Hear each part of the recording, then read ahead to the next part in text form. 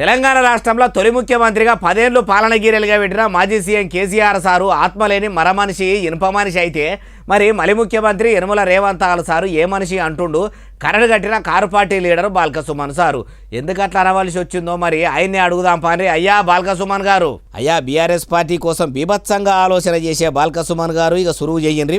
తర్వాత 2 లక్షల ఉద్యోగాలు ఇస్తామని నిరుద్యోగులకు అవి ఇవ్వకున్నా, 2 లక్షల రుణమాఫీ చేస్తామని అది చేయకున్నా, రైతు భరోసా కింద 15,000 ఇస్తామన్న అవి ఇవ్వకున్నా, అంటే ఏ ఒక్క వర్గానికి తెలంగాణలో ఏం చేయని ముఖ్యమంత్రి రేవంత్ రెడ్డి ఏమో హృదయం ఉన్న మనిషి అవుతాడు.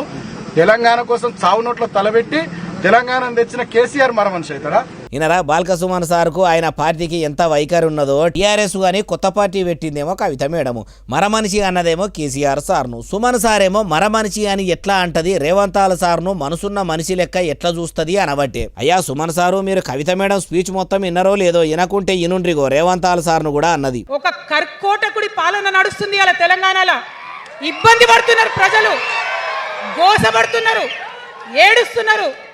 ఇండ్లు అన్ని ఉండి ఇండ్లు కర్కోటకుడు అన్నది కదా సారు, ఇది మీరు ఇనలేదా ఎట్లా? అయినా కేసీఆర్ సారు గురించి కవిత మేడం మాట్లాడితే మీరు కవిత మేడం గురించి మాట్లాడక మూలకున్నలను ముంగటేసినట్టు మీరు ముఖ్యమంత్రి సార్ను ముంగట చేసుడు మీ పార్టీ వైఖరి అనిపించుకుంటుందా ఎట్లా అంటుర్రు ఈ ముచ్చటిన్నోళ్ళు.